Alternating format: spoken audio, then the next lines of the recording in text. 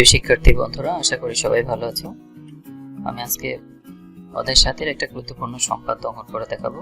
একটি ত্রিভুজের ভূমি সংলগ্ন একটি কোণ এবং অপর দুই বাহুর সমষ্টি দেওয়া আছে, ত্রিভুজটি অঙ্কন করতে হবে।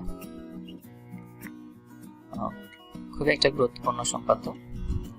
তো আমরা প্রথমে ত্রিভুজের যে ভূমি দেওয়া আছে সেই ভূমিটা অঙ্কন করে নিই এবং অপর দুই বাহুর সমষ্টি অঙ্কন করে নিই। নিশ্চয়ই ভূমি থেকে অপর দুই বাহুর সমষ্টি বড় হবে, এই কারণে এই রেখাটা একটু বড় নিতে হবে এবং ভূমি সংলগ্ন একটি কোণ নিয়ে নিই।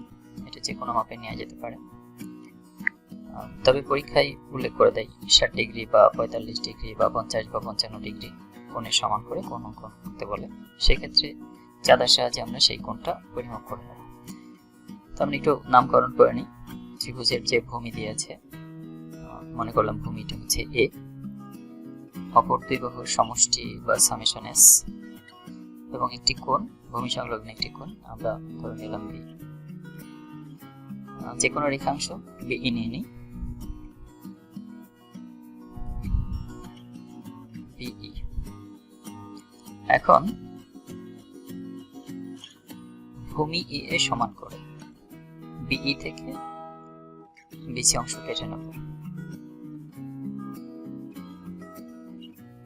বিই থেকে ভূমি বিসি এর সমান করে কেটে নিলাম। এখন বি বিন্দুতে কোণ বি এর সমান করে কোণ অঙ্কন করব। তো কিভাবে কোণের সমান করে কোণ অঙ্কন করতে হয় সেটা আশা করি শিক্ষার্থী বন্ধুরা সবাই জানো। যে কোনো ব্যাসার্ধ নিয়ে একটি বৃত্তচাপ এবং মাঝখানে যতটুকু ফাঁকা আছে সেটা সমান ব্যাসার্ধ নিয়ে আরেকটি বৃত্তচাপ অঙ্কন করতে হবে। তো আমি আশা করব সবাই কোণের সমান করে কোণ আঁকাতে পারবে। যদি না পারো, আমি ঠিক যেভাবে দেখাচ্ছি এইভাবে কোণের সমান করে কোণ অঙ্কন করে নেব। আমরা বি বিন্দুতে কোণ বি এর সমান করে কোণ অঙ্কন করে নিচ্ছি। কোণটা আসলে নির্দিষ্ট মাপের না, পরীক্ষায় একটা মাপ উল্লেখ করে দেয়, সেক্ষেত্রে সেই মাপের সমান করে কোণ অঙ্কন করতে হয়। আমরা বি বিন্দুতে কোণের সমান করে কোণ অঙ্কন করে দিলাম।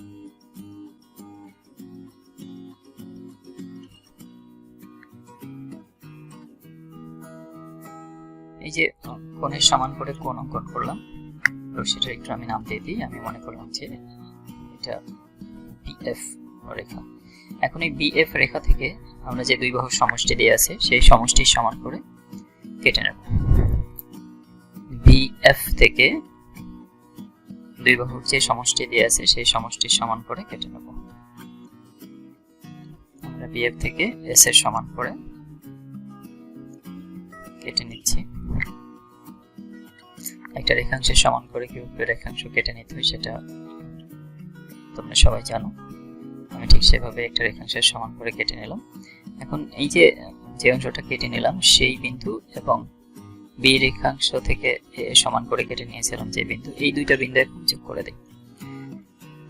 আর দুইটা বিন্দু যোগ করার সময় একটু খেয়াল রাখতে হবে যেন বিন্দু ঠিক দুইটা দিয়েই রেখাটি যায়, অন্য কোনো পাশ দিয়ে যেন না যায়। আমরা দুইটা বিন্দু যোগ করে দিলাম। একটু নামকরণ করে নিই।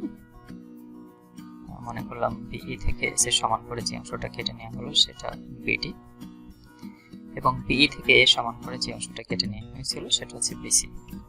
এখন কোণ বিডিসি এর সমান করে, ভালো করে খেয়াল করো সবাই, কোণ বিডিসি এর সমান করে সিডি বাহুর সাথে কোণ আঁকাতে হবে। কোণ বিডিসি এর সমান করে সিডি বাহুর সাথে কোণ অঙ্কন করতে হবে। অধিকাংশ ছাত্ররাই বিসি বাহুর সাথে কোণ অঙ্কন করে ফেলে, কিন্তু বিসি বাহুর সাথে কোণ অঙ্কন করলে হবে না, এটা সিডি বাহুর সাথে কোণ অঙ্কন করতে হবে। কোণ বিডিসি এর সমান করে সিডি বাহুর সাথে কোণ অঙ্কন করতে হবে। তো কিভাবে সিডি বাহুর সাথে কোণ অঙ্কন করতে হয় আমি ঠিক যেভাবে দেখিয়েছি, শিক্ষার্থী বন্ধুরা ঠিক সেভাবে অঙ্কন করবে। এখন সি বিন্দু এবং কোণের সমান কোণ অঙ্কন করলে এই দুইটা বৃত্তচাপ যে বিন্দুতে ছেদ করেছে এই দুইটা বিন্দু এখন যোগ করে দেব। যোগ করে দিলে আমাদের কাঙ্ক্ষিত ত্রিভুজটি হয়ে যাবে। আমি একটু যোগ করে দিই। যোগ করলে বিডি রেখার কোন একটা বিন্দুতে ছেদ করে, তো আমরা বিন্দুটার নাম দিয়ে দিই। আমরা মনে করছি বিন্দুটা হচ্ছে এ বিন্দু। তাহলে এই যে এবিসি ত্রিভুজ, এবিসি ত্রিভুজই আমাদের কাঙ্ক্ষিত ত্রিভুজ। এই ত্রিভুজের ভূমি এ সমান, অপর দুইটা বাহু এস এর সমান এবং কোণ এক্স এর সমান। ধন্যবাদ শিক্ষার্থী বন্ধুরা, ভালো থাকবেন।